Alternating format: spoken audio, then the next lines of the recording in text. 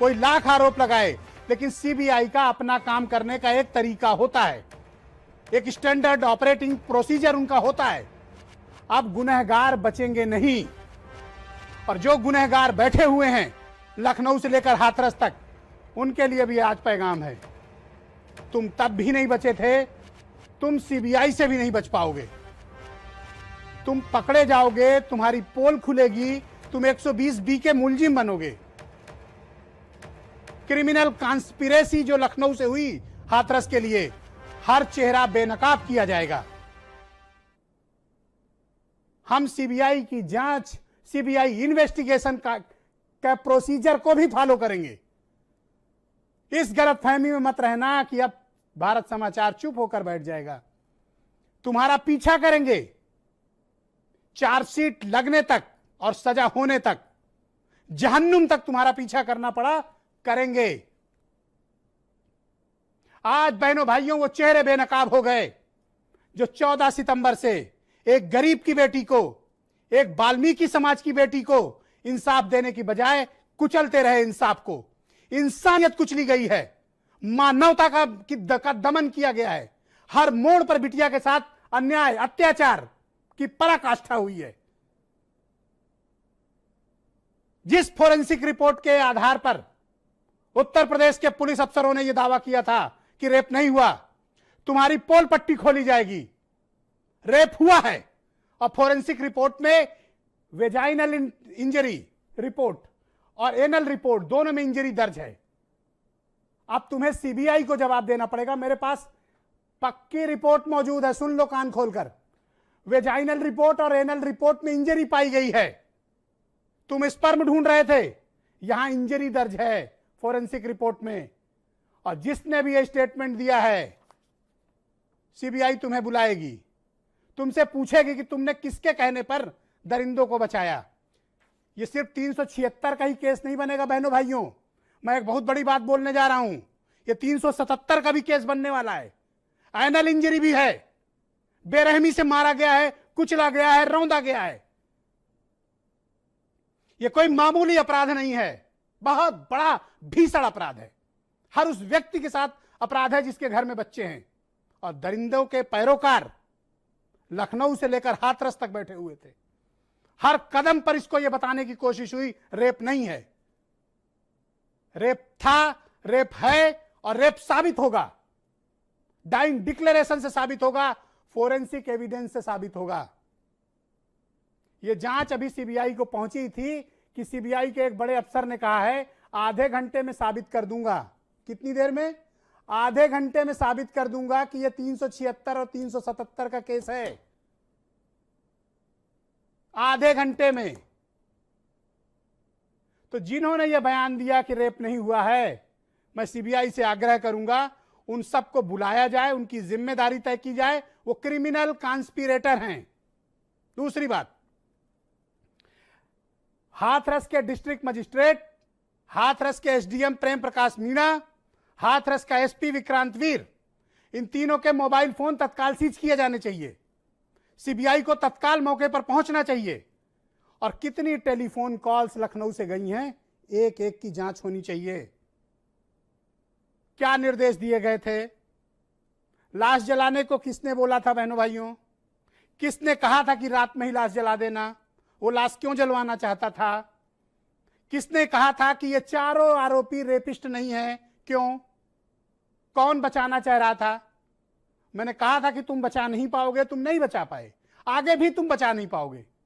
इन्हें फांसी होगी, इन्हें फांसी होगी और जरूर होगी।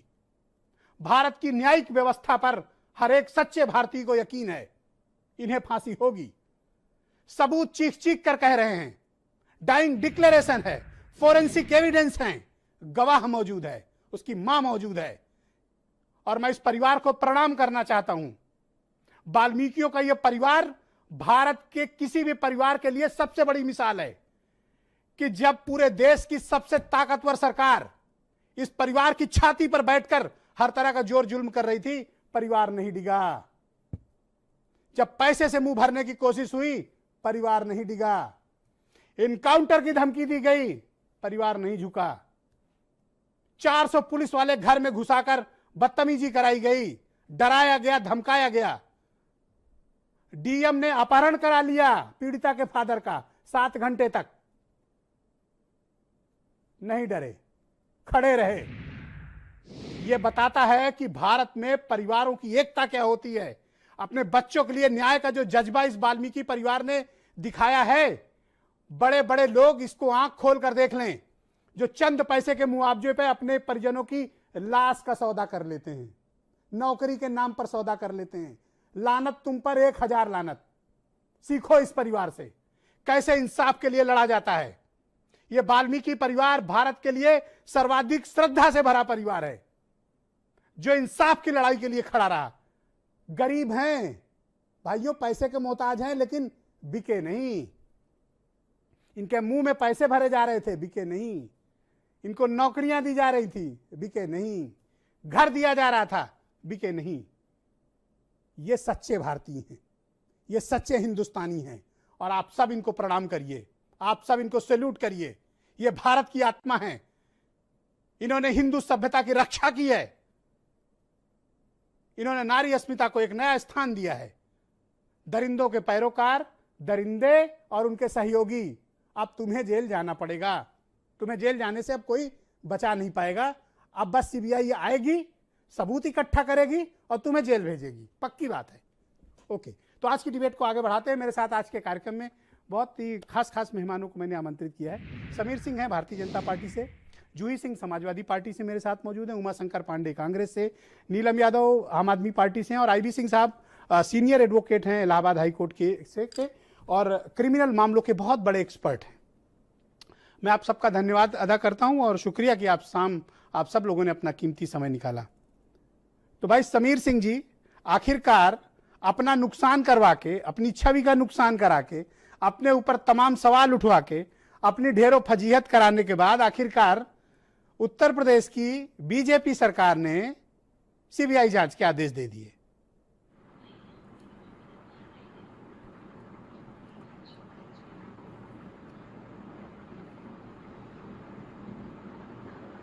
समीर सिंह जी, मुझे सुन पा रहे हैं आप? हाँ, सुन पा रहे हैं। एक बार सवाल फिर से दोहरा दें। आखिरकार तमाम फजीहत कराने के बाद आपको सीबीआई जांच के आदेश देने पड़े। ये काम पहले कर लेते, इतनी फजीहत नहीं होती। नहीं, देखिए ब्रिजेश जी, सबकी अपनी अपनी सोच है, अपनी भाषा है। लोकतंत्र में सबको अपनी बात कहने का अधिकार है।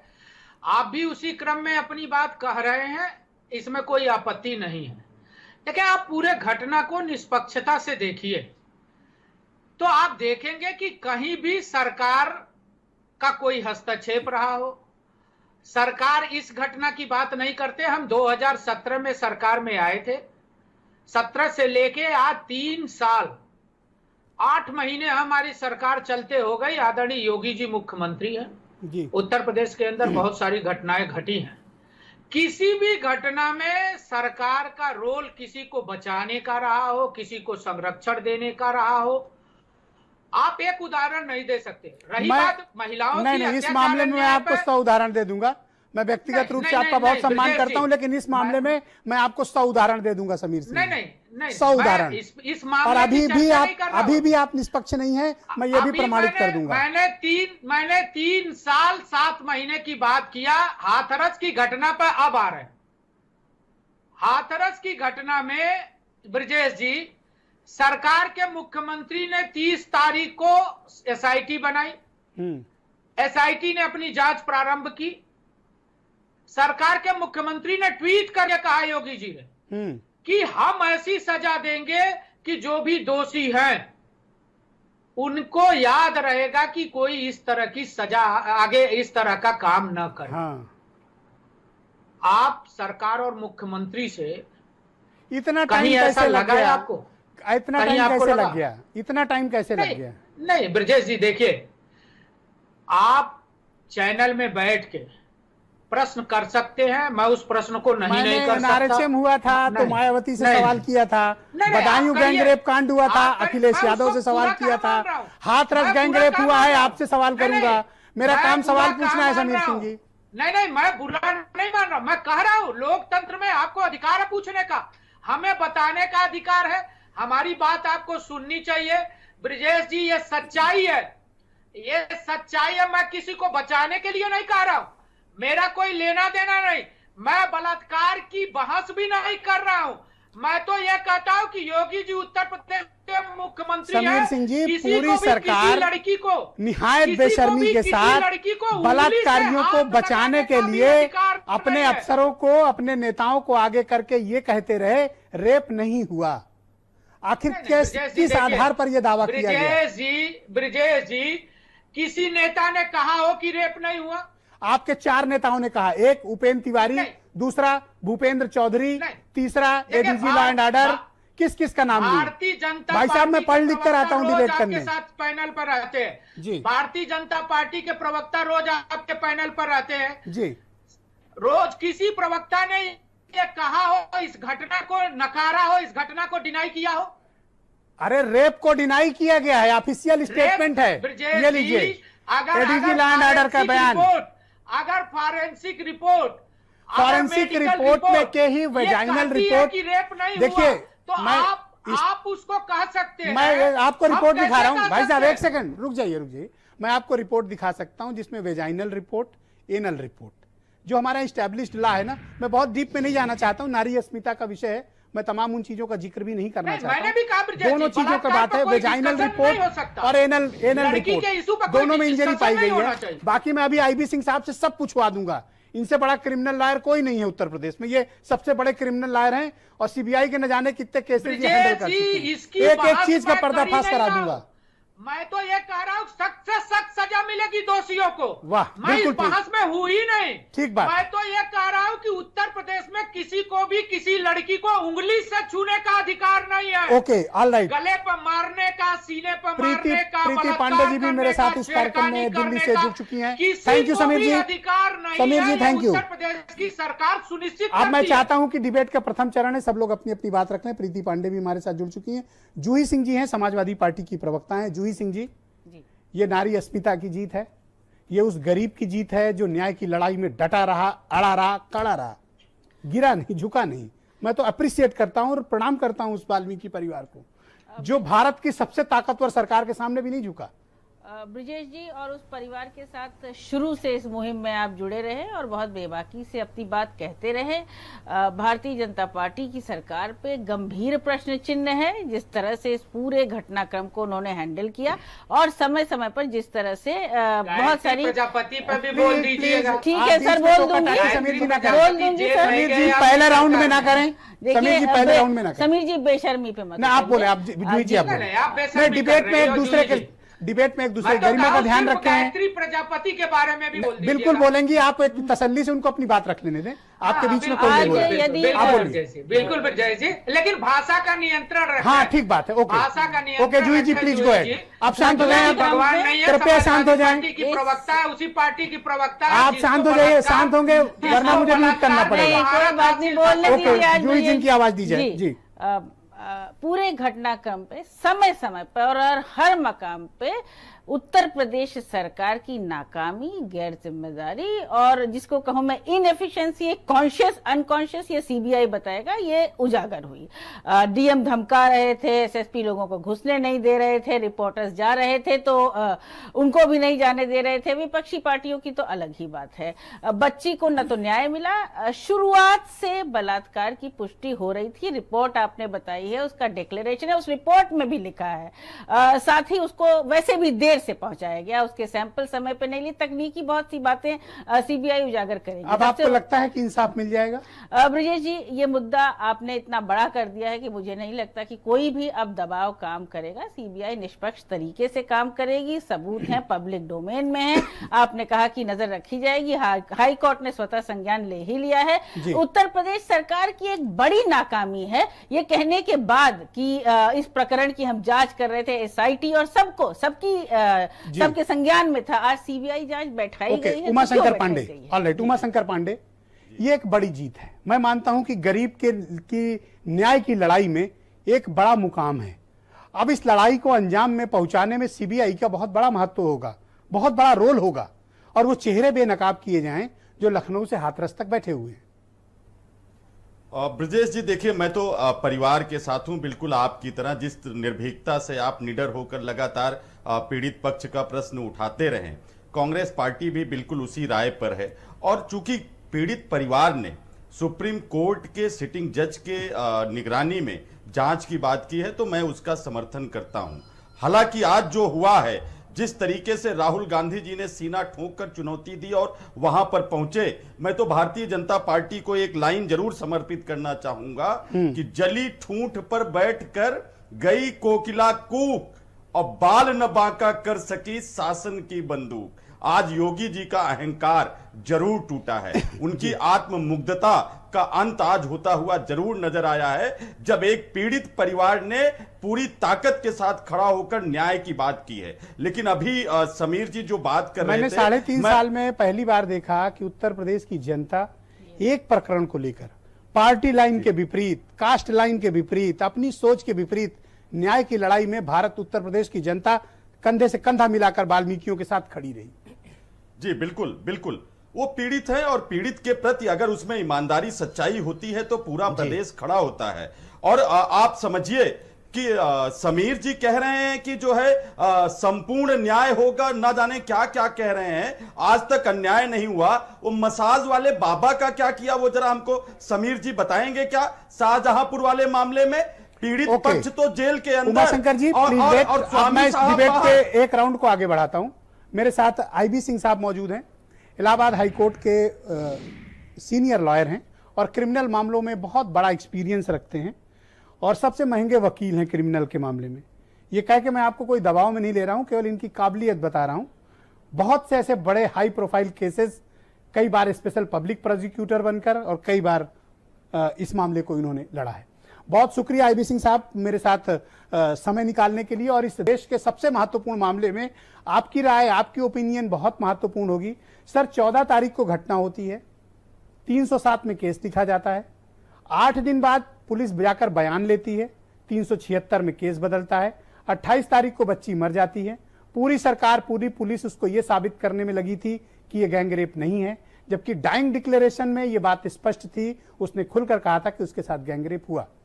इस पूरे मामले में इन्वेस्टिगेशन कहां कहां प्रभावित की गई, कौन कौन से मोड़ आए, और आपकी ओपिनियन क्या है कि जो प्रेजेंट एविडेंस है CBI उसको हैंडल कर पाएगी? देखिए, इन्वेस्टिगेशन प्रभावित करने की बात नहीं है ब्रजेश जी। यहां तो इन्वेस्टिगेशन मुलजिमों को बचाने का प्रयत्न कर रही थी। आरोप आरोपियों के खिलाफ लगा। पुलिस की जिम्मेदारी थी कि आरोपियों के खिलाफ इन्वेस्टिगेशन करके अपनी जांच रिपोर्ट प्रस्तुत करते। पुलिस आरोपियों को बचा रही थी। जब पुलिस आरोपियों को बचा रही थी तो प्रशासन की, जिला लेवल के शासन की जिम्मेदारी थी कि वो पुलिस के ऊपर एक्शन लेते। वो पुलिस वालों को बचा रहे थे, और जब उनके ऊपर के स्तर के अधिकारी गण थे, वो अपने निचले स्तर के अधिकारियों को बचा रहे थे। और आखिरी स्तर में प्रशासन आता है तो प्रशासन ने खुद आंख बंद कर लिया और उनको बचाने का प्रयत्न करने लगी। ऐसे मामले में तो डे टू में दूसरे दिन CBI इन्वेस्टिगेशन करा देना अत्यंत आवश्यक था। अभी तो बहुत देर हो चुकी है। जी, आपको क्या लगता है ये जो डाइंग डिक्लेरेशन है, ये लीगली कितना महत्वपूर्ण डॉक्यूमेंट है? आवाज गूंज रही। डाइंग डिक्लेरेशन के आधार पर किसी भी व्यक्ति को सजा भी दी जा सकती है, क्योंकि यह माना जाता है कि जिस व्यक्ति का डाइंग डिक्लेरेशन हो रहा है, यानी जो मरने के करीब में है, वो कभी झूठ नहीं बोलेगा।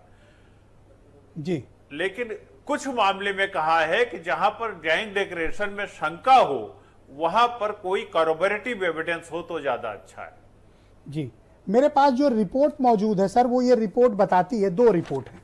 एक ADG law and order Prashant Kumar हैं, जिन्होंने कहा कि जो सैंपल्स फोरेंसिक रिपोर्ट में आए हैं उसमें किसी तरह के स्पर्म और शुक्राणु नहीं पाए गए। ये ADG लॉ एंड ऑर्डर बोल रहे हैं। दूसरा, मेरे पास जो फोरेंसिक रिपोर्ट मौजूद है उसमें स्पष्ट है कि वेजाइनल और एनल दोनों में इंजरी पाई गई है। मुझे लगता है कि सर, मैं जानकार नहीं हूं, आप भी बेहतर रोशनी डाल पाएंगे, ये तो 376 के साथ साथ 377 का भी केस बनता है। जी हाँ, जो परिस्थितियां बता रही हैं उसमें 376 और 377 बनता है।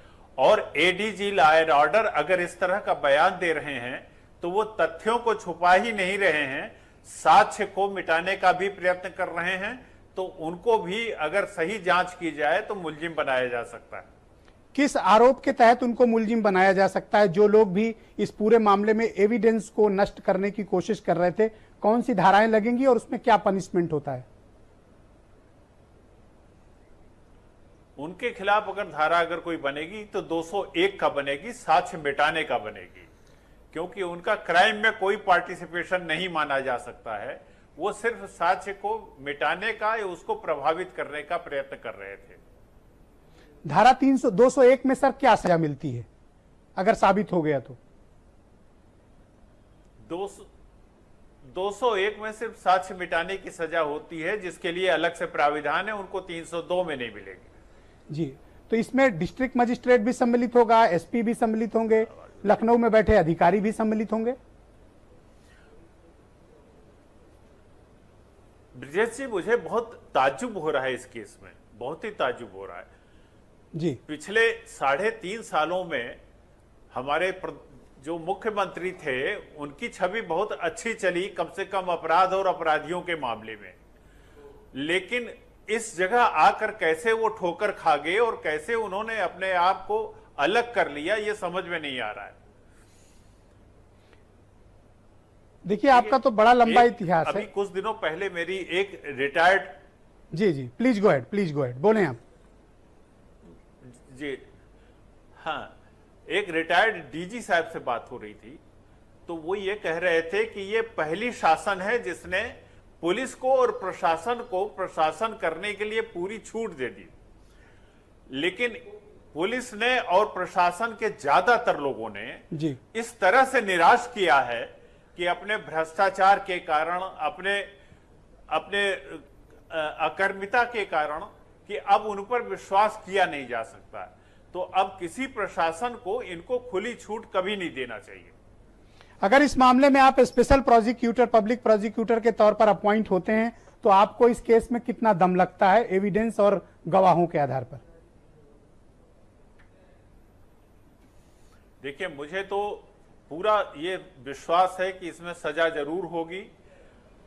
साक्ष्य पूरे हैं, जो हम गवाहों की गवाहियां सुन रहे हैं, परिवारजन की गवाहियां सुन रहे हैं, लेडी का जो डाइंग डिक्लेरेशन आया है, लेडी की मेडिकल रिपोर्ट के बारे में जो आप लोगों की टीवी पर, आपके टेलीविजन चैनल पे रिपोर्ट आया है, उसको देखकर मुझे पूरा विश्वास है कि इसमें अपराधियों को सजा जरूर होगी। लेकिन अपराधियों को सजा होने से ही कार्य पूरा नहीं होगा। मेरी समझ में ऐसे मामले में जिन पुलिस अधिकारियों ने, जिन प्रशासनिक अधिकारियों ने अपराधियों को बचाने का कार्य किया है, उनको भी दंड दिया जाना चाहिए। जी, तो उसके लिए धारा 201 ही बनती है, 120 भी नहीं बनेगा सर, क्रिमिनल कॉन्स्पिरेसी? जी नहीं, 120 भी नहीं बनेगा, क्योंकि जो अपराध था वो तो हो चुका था। अपराध होने के बाद जो साक्ष्य मिटाने का प्रयत्न हुआ, अब उनका वो अपराध उनके लिए लगेगा। तो सीबीआई ड्यूरिंग इन्वेस्टिगेशन, सीबीआई इनको सम्मन करके पूछताछ के लिए बुला सकती है? बुलाना चाहिए, बिल्कुल बुलाना चाहिए। जिन लोगों ने इस तथ्य के मामले में, इस पूरे अपराध के मामले में जो बयान दिए हैं, किस आधार पे दिए हैं और क्यों दिए हैं, आवश्यक है कि उन्होंने ऐसा बयान क्यों दिया और किसके कहने पे दिए हैं, जांच करना बहुत जरूरी है। किसके कहने पर दिए हैं ये भी है, जिसने भी कहा है वो भी जांच के जाएगा। जी जी, बहुत बड़े बड़े नाम तब तो सर खुल जाएंगे। आप तो डरवा रहे हो आज सबको। ओके, प्रीति पांडे जी मेरे साथ मौजूद हैं, बहुत जानी मानी सामाजिक कार्यकर्ता हैं दिल्ली में, और इस पूरे घटनाक्रम में प्रीति पांडे लगातार लड़ती रही हैं, लगातार आवाज उठाती रही हैं, महिला हितों की लड़ाई लड़ी और 2 दिन पहले भी मेरे साथ डिबेट में थी, बहुत इमोशनल थी। आज उनके लिए भी थोड़ा तसल्ली का दिन है कि कम से कम सीबीआई जांच के आदेश हो गए, सीबीआई इन्वेस्टिगेशन ऑर्डर हो गई है, न्याय की एक किरण दिख गई है। प्रीति जी, आपको दिखी? बिल्कुल ब्रिजेश जी, मैंने आपको याद होगा पहले दिन कहा था कि सीबीआई की जांच होनी चाहिए और किसी भी प्रदेश में XYZ कोई भी प्रदेश टॉप टू बॉटम हो, उसकी सरकार पूरी तरीके से जिम्मेदार होती है, अकाउंटेबल होती है अगर प्रदेश में बेटियों के साथ किसी तरह की कोई घटना भी घटती है, चाहे हाथरस हो, चाहे आपको याद होगा कि उन्नाव में भी मैं आपके ही चैनल पे आके जो आरोपी थे उनके खिलाफ लड़ा करती थी। मैं दिल्ली में बैठ के जंतर मंतर पे 2 दिन से हाथरस के लिए भी और सुशांत सिंह राजपूत दोनों के केसों पे लड़ रही हूँ। मुझे बहुत अच्छा लग रहा है कि 17 देखिए, मैं एक चीज जरूर मानती हूँ कि हाथरस में जो हुआ, उस दिन मैंने आपसे कहा था कि मेरे पास शब्द नहीं है कि मैं डिक्शनरी के कौन से शब्द से कहूं। मैं निंदा करने के लिए नहीं बैठी हूं। बेटी अगर जिंदा ही नहीं रही तो निंदा करने से कुछ नहीं होगा, लेकिन पूरे प्रदेश में सारी बेटियां जहां जहां जो घटना होती है, सरकार की पूरी जिम्मेदारी है बेटियों को सुरक्षा प्रदान करने की। सरकार मैंने उस दिन भी कहा था, आज फिर कह रही हूँ कि जितने अधिकारी ब्रिजेश जी इसमें किसको बचाने के लिए 18 दिन तक इस जांच को लटकाया, अटकाया, भटकाया मैं आपको गया। यही कहना चाह रही हूँ, जितने ऐसे लोग हैं जो इसमें डीएम है, जो एसपी हैं, डीएसपी हैं और जितने मेडिकल ऑफिसर्स हैं, क्योंकि ये 14 तारीख की घटना है और बेटी की डेथ अभी 3-4 दिन पहले हुई है, तो शायद इस 14 दिन में हम अगर तेजी दिखाते तो हम बेटी की जिंदगी तो बचा सकते थे। ये बात मैं बार बार कह रही हूं। लेकिन देखिए, मैं एक और चीज कहूंगी, क्योंकि मैं दिशा सालियान के केस में भी लड़ रही हूं, सुशांत के केस में भी दिल्ली में लड़ रही हूं। एक जगह हम सीबीआई के लिए 2 महीने तक लड़ते लड़ते सुप्रीम कोर्ट पहुंचते और तब उसका आदेश होता है। वहां पे भी हम यही कह रहे हैं कि जितने अधिकारी किसी प्रदेश में बेटियों की अस्मिता के साथ खिलवाड़ करते हैं, लीपापोती करते हैं, उनकी सबकी नौकरी जानी चाहिए बिना कोई लीपापोती किए। हाँ, तो अभी आपने आईबी सिंह साहब को सुना ना, और मैं आपके चैनल उन्होंने से, अपने अनुभव से बताया ब्रिजेश जी, कि ये आपको बहुत विश्वास करती जेल हूं। जाएंगे, ये कोई बचने वाले नहीं है। बिल्कुल ब्रिजेश जी, मैं आप पे विश्वास करती हूँ। आपके चैनल पे एक और चीज बोलना चाहती हूँ, जब सब लोग बार बार वाल्मीकि बोलते हैं, दलित बच्ची बोलते हैं, मुझे शायद पर्सनली नहीं अच्छा लगता, क्योंकि मैं खुद लखनऊ में वाल्मीकि बस्ती पे मेरी फाउंडेशन काम कर रही है। जब बेटी का बलात्कार होता है तो उसको जाति से न जोड़े, और जो बलात्कारी है उसको ठाकुर, ब्राह्मण, ST, SC, OBC ना करे, क्योंकि इससे क्या होता है, जो बलरामपुर की घटना है वहां पे भी देखिए दलित बेटी है, जिसने किया है वो धर्म विशेष है। आपके चैनल पे कल संजय सिंह जी आए थे, मेरे बोलने से पहले वो चले गए। नहीं, मैं संजय सिंह जी को टोकती कि सर आप आम आदमी पार्टी से दिल्ली को तो सुरक्षित कर नहीं पा रहे हो, आप यूपी को सुरक्षित करने जा रहे हो। काम करते हैं कि नीलम यादव है, राजनीति नहीं होनी चाहिए, नीलम यादव, किसी तरह की राजनीति नहीं होनी चाहिए। नीलम यादव जी, आप लोगों के भी संघर्ष की ये जीत है कि आखिरकार न्याय के लिए सीबीआई इन्वेस्टिगेशन ऑर्डर करना पड़ा। पहला सवाल तो ये है कि ये कितनी बड़ी जीत आप मानती हैं ये। दूसरा, प्रीति पांडे ने बहुत वैलिड क्वेश्चन किया है कि आप लोग सिर्फ जाति की और सिर्फ जाति की राजनीति उत्तर प्रदेश में कर रहे हैं।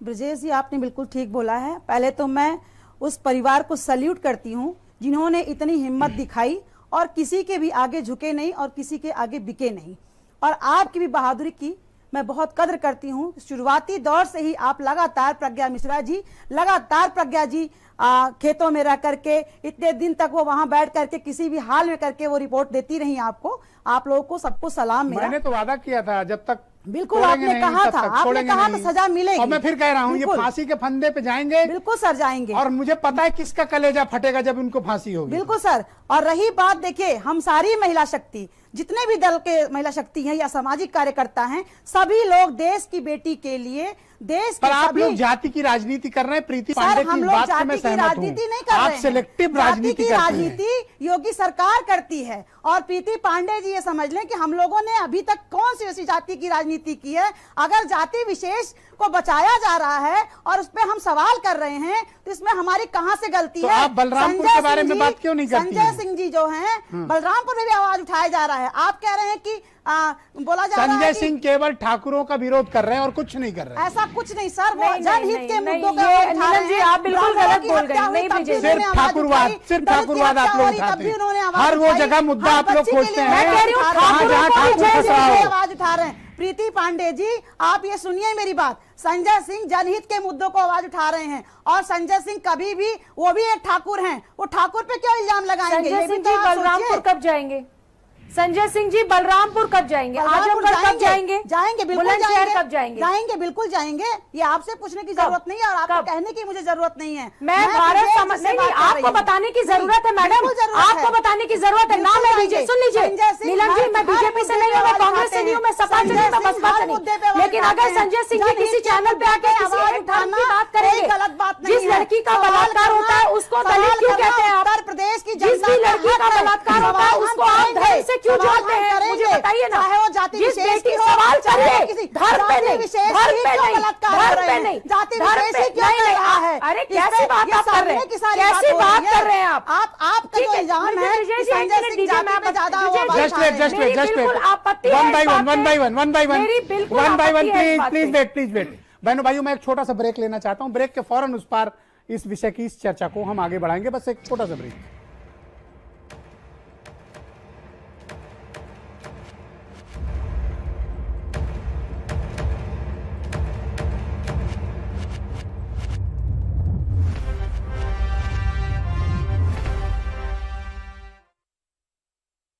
आपके घर के खाने में रेस्टोरेंट जैसा स्वाद ले आए MDH का शाही पनीर मसाला। पनीर को क्या मस्त बना डाला।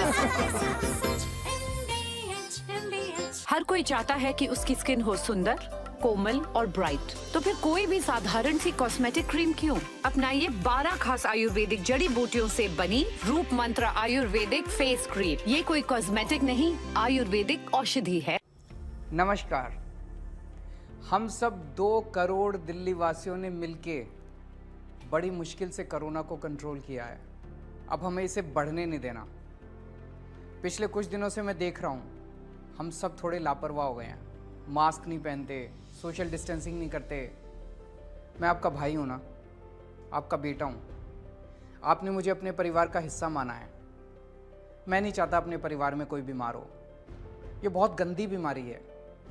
इसलिए आज आपसे कुछ मांग रहा हूं। कसम खाओ कि अब जब भी घर से बाहर निकलोगे मास्क पहन के निकलोगे, सोशल डिस्टेंसिंग करोगे। और एक बात, कुछ लोग आजकल टेस्ट भी नहीं करवा रहे। अभी थोड़े दिन पहले एक फ़ोन आया एक आदमी का मेरे पास किसी और काम से। बात बात में बोला कि कुछ दिनों से उसको बुखार है। मैंने पूछा टेस्ट कराया? बोला नहीं। मैंने पूछा क्यों? तो कहता है सर आजकल तो सब अपने आप ठीक हो जाते हैं, मैं भी अपने आप ठीक हो जाऊंगा। मतलब ये कोई बात हुई? मैं तो दंग रह गया। आपको पता है इस तरह से वो आदमी अपनी जान खतरे में डाल रहा है और अपने आसपास के, अपने परिवार के लोगों को भी कोरोना कर देगा। प्रॉब्लम क्या है? दिल्ली सरकार ने टेस्ट मुफ्त कर रखे हैं। दिल्ली में जगह जगह टेस्ट हो रहे हैं, तो फिर क्यों नहीं टेस्ट करवाते? अगर आपको कोई भी सिम्टम हो या फिर आप किसी ऐसे व्यक्ति के संपर्क में आए जिसे कोरोना है, तो जाके टेस्ट करवाओ। आप स्वस्थ रहें, अपने सबके परिवार में सब लोग सुखी रहें, ऐसी प्रभु से प्रार्थना है। जय हिंद।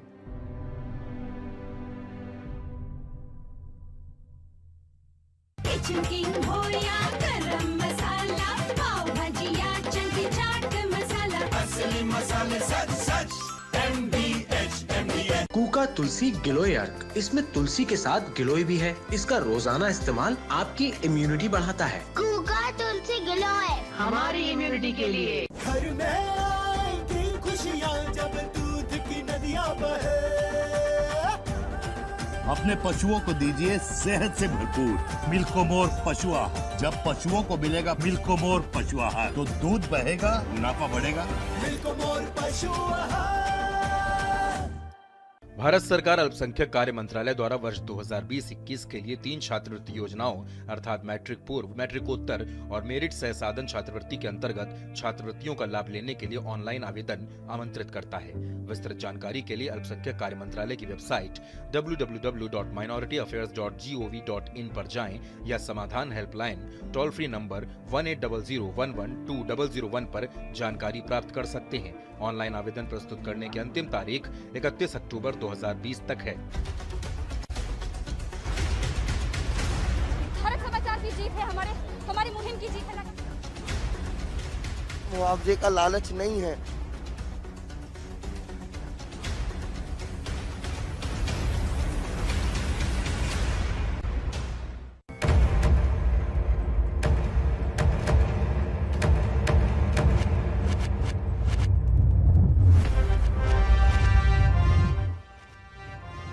हाथरस मामले में सीबीआई जांच के आदेश हो गए हैं, लेकिन 3 अफसरों की भूमिका सवालों के घेरे में है। इनके पद पर रहते हुए जांच प्रभावित हो सकती है या फिर सबूत नष्ट किए जा सकते हैं। सरकार को चाहिए कि इनके खिलाफ कार्रवाई करें, या तो इन्हें पद से हटा दें या फिर इनको प्रभावहीन कर दें। डीजीपी हितेश चंद्र अवस्थी की पूरी भूमिका इस पूरे मामले में संदेह के घेरे में है और सीबीआई को चाहिए कि हितेश चंद्र अवस्थी से भी पूछताछ करे और उनके टेलीफोन सीज किए जाने चाहिए, ताकि पता चले कि उन्होंने हाथरस के एसपी को लाश जलाने के क्या आदेश दिए थे। रात में 2:30 बजे लाश जलाने का आदेश क्या डीजीपी हेडक्वार्टर से दिया गया था या फिर home department Uttar Pradesh government से दिया गया था। डीजीपी से इस बारे में पूछताछ जरूर होनी चाहिए, क्योंकि उन्होंने 14 तारीख की हुई इस घटना को दबाने, लटकाने, भटकाने के हर प्रयत्न किए।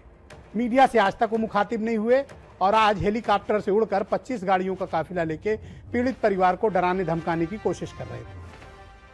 सीबीआई को हितेश चंद्र अवस्थी से पूछताछ करनी चाहिए। उनसे भी पूछा जाना चाहिए कि आखिर उन्होंने अपने मातहतों को इस काम में क्यों लगाया कि ये घटना में रेप नहीं हुआ। ये बात हितेश चंद्र अवस्थी डीजीपी को कैसे पता है? तो सीबीआई को चाहिए कि जब वो इस पूरे मामले में जांच को आगे बढ़ाए, इन्वेस्टिगेशन को आगे बढ़ाए, तो प्रेजेंट डीजीपी हितेश चंद्र अवस्थी की भूमिका और उनके द्वारा किए गए टेलीफोन कॉल्स का ब्यौरा जरूर निकालना चाहिए, ताकि सच सामने आ सके कि किसके कहने पे रात में 2:30 बजे लाश जलाई गई। दूसरा, प्रवीण कुमार लक्षकार जो डिस्ट्रिक्ट मजिस्ट्रेट यानी जिला अधिकारी हाथरस हैं, जिन्होंने लाश जलवाई और इस पूरे मामले में पीड़ितों को कैमरे के सामने धमकाया। धमकी का ये एक अलग केस बनेगा। जिलाधिकारी के तौर पर उन्होंने सबूत नष्ट किए, गवाहों को धमकाया और पूरी इस घटना में उनकी भूमिका संदेह के घेरे में है। वो क्रिमिनल कॉन्स्पिरेसी के दोषी हैं, उनके खिलाफ भी कार्रवाई होनी चाहिए। और तीसरा, प्रेम प्रकाश मीणा 2018 बैच का आईएएस अफसर, एसडीएम है वहां का, इस पूरे मामले में प्रोएक्टिव रोल उसी ने निभाया और लाश जलवाते वक्त प्रेम प्रकाश मीणा वहां पर खड़ा था। इन तीनों के खिलाफ भी सीबीआई को जांच करनी चाहिए और हम ये इंश्योर करेंगे कि जितने भी हमारे पास जानकारियां हैं उन जानकारियों को हम पब्लिक डोमेन में लाएं, ताकि इन सब के चेहरे बेनकाब हों कि दरिंदों के पैरोकार कौन कौन से थे और इनको बचाने की कोशिशें कौन लोग कर रहे थे। समीर सिंह जी भारतीय जनता पार्टी के प्रवक्ता हैं। समीर जी, अब जब सीबीआई को जांच के आदेश दे दिए गए हैं, तो जिन अफसरों पर इल्जाम है, जिन अफसरों पर आरोप है, जिन्होंने रात में 2:30 बजे तमाम हिंदू सभ्यताओं को रौंदते हुए एक अविवाहित बच्ची का अंतिम संस्कार करा दिया गया, इनके खिलाफ कार्रवाई आप कब करेंगे? देखिए ब्रजेश जी, मैंने बहस के पहले ही चरण में कहा है कि माननीय मुख्यमंत्री जी ने 30 तारीख को संज्ञान लेके जो एसआईटी बनाई थी और ट्वीट करके कहा था कि दोषी कितना भी बड़ा हो उसके खिलाफ सख्त से सख्त कार्रवाई होगी। आपने देखा प्रथम दृष्टया एसआईटी की रिपोर्ट जो आई उसके आधार पर 7 पुलिसकर्मियों को सस्पेंड किया। मैं फिर कह रहा हूं कि इस प्रकरण में कोई बड़ा से बड़ा आदमी भी होगा उसके खिलाफ सख्त कार्रवाई होगी और पिछले दिनों भी किसी भी घटना में सख्त से सख्त कार्रवाई माननीय मुख्यमंत्री जी ने किया है, ये आप सबने देखा। लेकिन मैं एक बात समाजवादी पार्टी के प्रवक्ता से पूछना चाहता हूं, बड़ी बेसब्र हो रही थी बहन जी। भाई, उत्तर प्रदेश के मुख्यमंत्री मुलायम सिंह यादव थे। मुलायम सिंह यादव ने एक प्रकरण में कहा कि लड़कों से गलती हो जाती है, फांसी की सजा नहीं होनी चाहिए। अखिलेश यादव और कांग्रेस के युवराज राहुल गांधी आज घड़ियाली आंसू बहा रहे। रायबरेली के अंदर अपने 2017 के चुनाव अभियान की शुरुआत किए थे। गायत्री प्रजापति की कॉन्स्टिट्यूएंसी थी और गायत्री प्रजापति आज जेल में है बलात्कार के केस में। पूरी समाजवादी पार्टी की सरकार में गायत्री प्रजापति के खिलाफ कोई भी मामला दर्ज नहीं हुआ। मैडम मैं दूंगा टाइम तसल्ली। वो बीपीएल कार्ड का धारक 500 करोड़ रुपए का आदमी बन गया। मुख्यमंत्री निवास से बलात्कार का आरोप था। उमाशंकर जी प्लीज, क्यों हटाया बलात्कार का आरोप? उमाशंकर जी प्लीज बताइए ना, सब्र के साथ। बलात्कारी को बचाने वाले 1 by 1 नो, मैं अनुमति नहीं दूंगा। करते हुए आप 2 लोग की आवाज बंद कर दी जाए। हाँ बोलिए। कि आप बेशर्मी की बात कर रही थी। ओके, क्या आपको नहीं लगता कि ये सारी बातें बेशर्मी की हदें पार करती हैं? ओके समीर जी, आप भूल गया ओके, थैंक यू समीर जी। आपको भूल गया होगा। मैंने आपकी बात तसल्ली से सुन ली और इन दोनों की आवाजें मैंने बंद कर दी थी। सरकार में 5 साल में ओके एक भी एसआईटी की जांच नहीं हुई। अब आप शांत हो जाएं और जूही सिंह को बोलने का मौका दें। बलात्कारी को सजा नहीं मिली। ऑल राइट, अब आपको जवाब देना पड़ेगा। हाँ, मैं इनसे पूरा जवाब लूंगा, इसीलिए इनकी आवाज म्यूट कर दी थी। अब इनकी आवाज खोल रहा हूं। अब आपसे अनुरोध है कि इनकी बात सुने। ओके, पहली बात यह है कि आपकी भी सरकार में कोई ऐसा पाक दामन नहीं थे। बदायूं गैंग रेप कांड सबने देखा था जी। और उसमें आपकी सरकार की भूमिका भी देखी थी जी। तो ऐसा नहीं है कि आप कोई दूध में धुले हुए महात्मा हैं और आपकी सरकार ने बड़ा अच्छा काम किया था, आप इनकी गला पकड़ लेंगे। आप इनसे ये नहीं पूछ सकती कि कुलदीप सिंह सेंगर को इन्होंने क्यों बचाया। आपको इनसे कोई बात पूछने का अधिकार नहीं है कि शाहजहांपुर में वो क्या संत नाम है उनका, चिन्मयानंद, सॉरी चिन्मयानंद, उनको क्यों बचाया। आपको कोई हक नहीं बनता क्योंकि आपने गायत्री की मदद की। ब्रजेश जी, इनसे ये तो पूछ सकती हो कि उन्नाव कांड में सीबीआई ने एक रिपोर्ट दी है। आप देखिए, ज्यादा सीबीआई ने कहा है कि उन्नाव कांड में ओके, समीर जी आप शांत हो जाएं। हमने किसी को समीर जी शांत हो जाएं। आप शांत हो जाए। समीर जी शांत हो सरकार ने जाएं। किसी को नहीं बचाया। समीर जी शांत हो जाएं। कुलदीप को बचाया न चिन्मयानंद को बचाया। ओके। दोनों जेल गए और दोनों जेल में हैं। ओके ओके हो जाएगा। ओके, जूही जी कंप्लीट करें। ब्रजेश जी, सीबीआई ने रेकमेंडेशन दिया है कि कुछ अफसरों ने जो आज महत्वपूर्ण पद में हैं उन्नाव कांड में मदद की थी आरोपी की। मुख्यमंत्री माननीय कब उन पर एक्शन लेंगे, क्योंकि सीबीआई रेकमेंड ही तो करेगी। अरे उनका परमिशन कर दिया। प्रजापति पर भी बोल दीजिए बहन जी। नहीं, मुलायम सिंह के बयान पर भी बोल भाई साहब, आप दीजिए। निहायत बेशरम, निहायत गैर-जिम्मेदार, निहायत वाहियात आदमी हैं। आप भाषा की और सोच की मर्यादा भी नहीं रखते हैं। आज आप बेटी के साथ भी नहीं कर रहे हैं क्योंकि आप 25,000 लोग बिक चुके हैं। स्थापित हो गए थे। प्रवक्ता उस पर आप क्यों नहीं बोल देती हो बहन जी? अपनी उस पर ईमानदारी और बोलने अपनी पर शर्म आती जिम्मेदारी है। रख देते हैं। मुजफ्फरनगर पर बोलने पर शर्म आती है, बदायूं पर शर्म आती है, मुख्यमंत्री निवास के सामने बलात्कार होता है, शर्म आती है। अखिलेश यादव जी गायत्री प्रजापति का संरक्षण करते हैं, शर्म आती है आपको बोलने में। आज भी कोई आपको शर्म आती है बोलने कर में। सकते हैं मुलायम सिंह क्योंकि यादव जी आप कहते हैं लड़कों से गलती हो जाती है, बलात्कारियों को फांसी नहीं होना चाहिए। आपको शर्म नहीं आती, मुझे शर्म नहीं आती क्योंकि आपकी ये झुंझुलाहट okay, thank you thank you thank you thank you. दोनों लोग को शांत कराया जाए। शांत, cool down cool down cool down. कोई फायदा नहीं है, कोई फायदा नहीं। शांत, उमाशंकर जी को स्क्रीन पे लाया जाए। थैंक यू, बहुत बहुत शुक्रिया, बहुत बहुत शुक्रिया। धन्यवाद धन्यवाद धन्यवाद धन्यवाद। Okay madam, please madam, I request you please. All right, Umashankar Pandey, आप मुझे बताइए, क्या आपको लगता है कि सीबीआई इन्वेस्टिगेशन अनाउंस होने के बाद, ऑर्डर होने के बाद न्याय पूरी तरह से मिल पाएगा, या डीजीपी, डीएम और एसडीएम के पद पे रहते क्या सबूत मिटाए नहीं जाएंगे? इनको सस्पेंड करने में क्या परेशानी है? ब्रजेश जी, देखिए असली प्रश्न यही है, डीएम को बचा कौन रहा है? डीएम हाथरस, जिनके ऊपर तमाम सारे आरोप लगे, उनके वीडियो वायरल हुए धमकाते हुए और तमाम सारी बातें हैं डीएम को लेके। तो निष्पक्ष जांच की अगर बात हो रही है तो निश्चित रूप से एसपी के साथ साथ डीएम को भी सस्पेंड करना चाहिए था, जो सरकार ने नहीं किया। यानी कि डीएम को बचाने वाला कोई शासन में बैठा है। क्या डीजीपी आपके रिश्तेदार हैं उमाशंकर जी, उनको क्यों बचा रहे हैं आप? नहीं, मैं किसी को नहीं बचा रहा हूं, मैं आगे कह रहा हूं। मैं ये कह रहा हूं कि डीएम और एसपी दोनों के, जो प्रियंका गांधी जी ने कहा है, दोनों के कौन रिकॉर्ड से निकाले जाने चाहिए, तब पता चलेगा कि अवनीश अवस्थी जी की भूमिका क्या है, हितेंद्र अवस्थी जी की भूमिका क्या है और मुख्यमंत्री जी के ऑफिस और स्वयं मुख्यमंत्री जी की क्या भूमिका है, ये तभी तय होगा। एक बात, दूसरी बात, रिश्तेदारी पूछी तो झुंझला गए मेरे। एसआईटी जांच, सैकड़ों एसआईटी जांच उत्तर प्रदेश में योगी जी ने कराया, किसी का निष्कर्ष निकला क्या?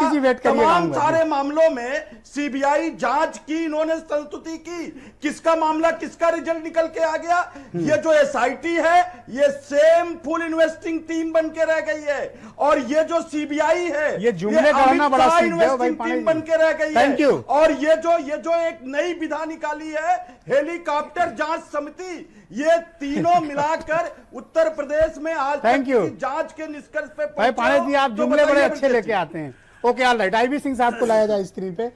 सर मुझे बताइए कि 3 पावरफुल अफसर जो इस पूरे इन्वेस्टिगेशन का हिस्सा हैं और जिन्होंने इस जांच को प्रभावित किया, सबूत मिटाए, गवाहों को धमकाया, sir DGP present Hitesh Chandra Awasthi, district magistrate Praveen Lakshkar और पीपी मीना वहां का एसडीएम, इनके रहते क्या जांच ठीक हो पाएगी सर?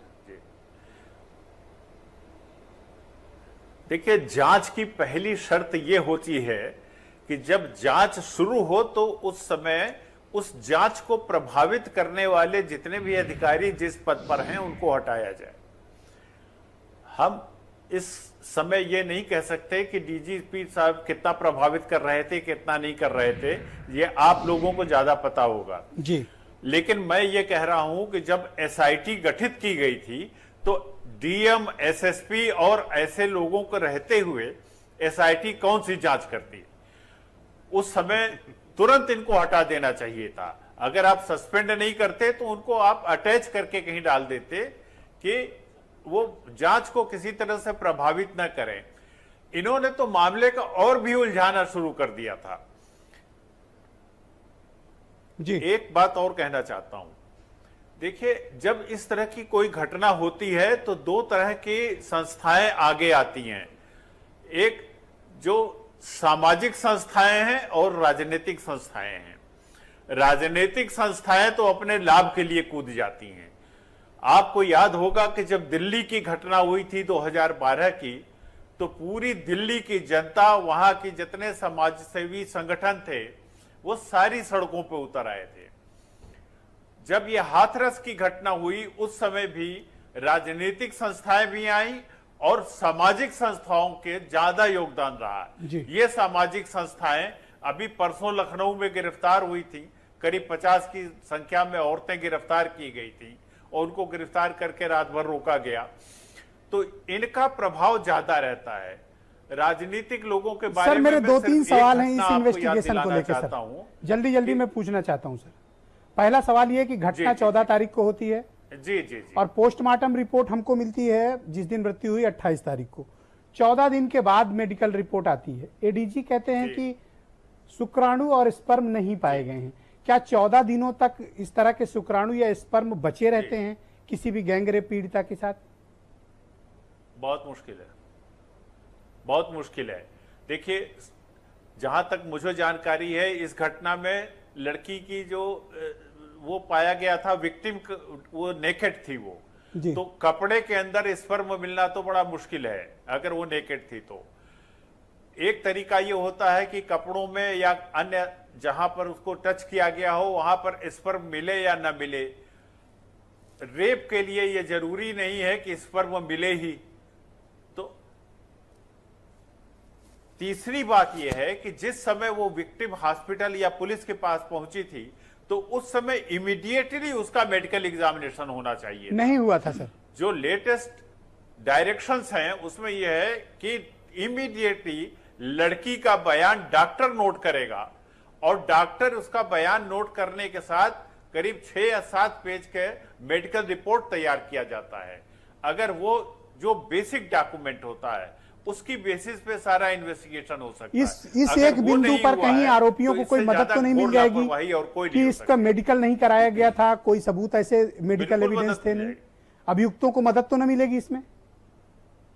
देखिए मदद मिलने की संभावना तो है, लेकिन इसके कॉरोबोरेटिव एविडेंस बहुत होते हैं जी। अगर मेडिकल नहीं कराया गया है तो प्रिजम्पशन ये माना जाएगा कि उसके साथ अपराध किया गया था और उसको छुपाने की कोशिश की गई। जी, लेकिन एक और रिपोर्ट है सर, उसी रिपोर्ट में ये जिक्र है, डिक्लेरेशन बहुत महत्वपूर्ण है। उसी के एक बिंदु पर यह दर्ज है कि वेजाइनल रिपोर्ट और एनल रिपोर्ट जो आई है उसमें इंजरी दर्ज है। अगर इंजरी है तो यह प्रिजम्पशन है कि उसके साथ बलात्कार किया गया है। ऑलराइट, इसमें कैपिटल पनिशमेंट क्या होता है सर अगर ये साबित हो गया? 376, 302? 376, 302 में देखिए ऐसे तो नियम है कि एक्सेप्शनल सर्कमस्टांसेस में डेथ पेनल्टी होती है, लेकिन ये केस एक्सेप्शनल सर्कमस्टांसेस का ही है, rarest of the rare case का है। फांसी होगी सर?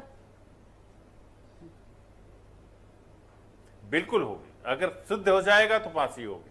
ऑलराइट, प्रीति पांडे आप कुछ मेंशन करना चाहती थी, प्लीज गो अहेड, अपनी बात रखिए। मैं तो बहुत देर से कहना चाहती हूँ, मैं तो सबसे बड़ी बात ये कहती हूँ कि जितना आरोपी वो हाथरस का अपराधी है, उतना ही अपराधी जो है बलरामपुर, आजमगढ़, बुलंदशहर का है।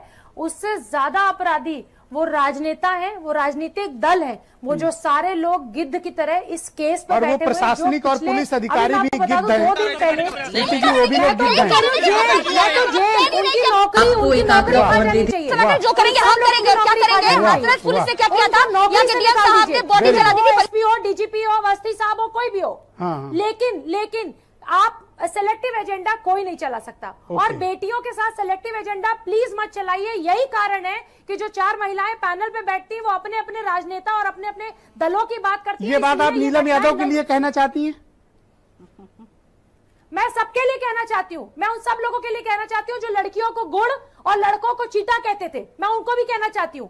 मैं योगी जी को भी 3 दिन से मैं आपके ही चैनल पे मैं बैठी थी जिस दिन मैंने सीबीआई की डिमांड की थी। ऑल राइट, ओके नीलम यादव, ये तो सीधा आरोप है, ये तो सीधा आरोप है कि आप सिलेक्टिव राजनीति करती है आपकी पार्टी। वो तो प्रीति जी का कहना है, वो उनका अपना मानना है। और मैं पूछूंगी कोई सेलेक्टिव नहीं, अगर राजनीतिक दल है, आप लोग बलराम राजनीतिक दल जो है और जो राजनीतिक दल में है, जो प्रेजेंट टाइम में सत्ता में है, क्या उस पे सवाल उठाना, क्या सवाल हमारा, हम सवाल नहीं उठा सकते। बलरामपुर भी जाएंगे, हर मुद्दे पे उठाया जा रहा है। प्रीति जी को भी बुलाइए ना, ये भी बलरामपुर आप आई, आप बलरामपुर पहुंची, आप सामाजिक कार्यकर्ता हैं और एक सामाजिक कार्यकर्ता होने के नाते आपका इल्जाम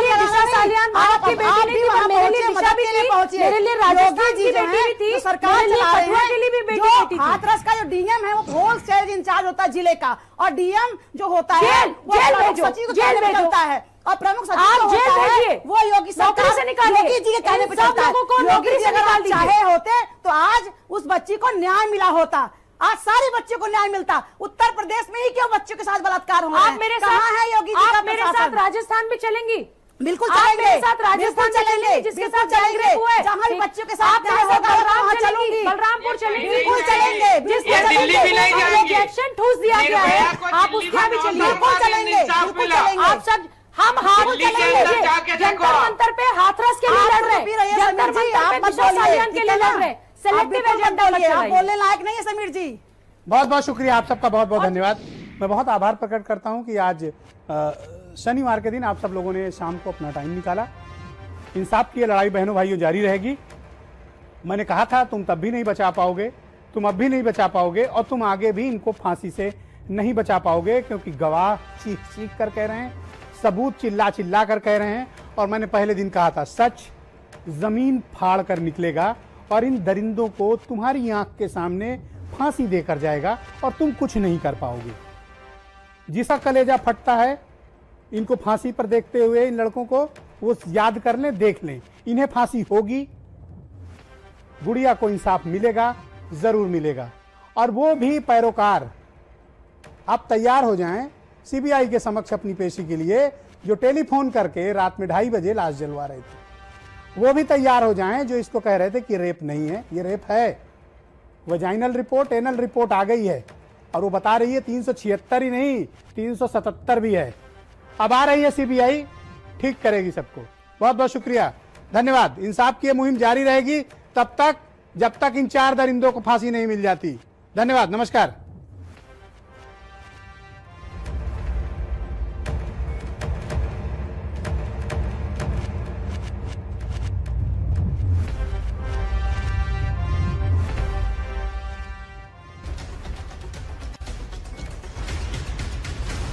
भारत समाचार की जीत है, हमारी मुहिम की जीत है। मुआवजे का लालच नहीं है।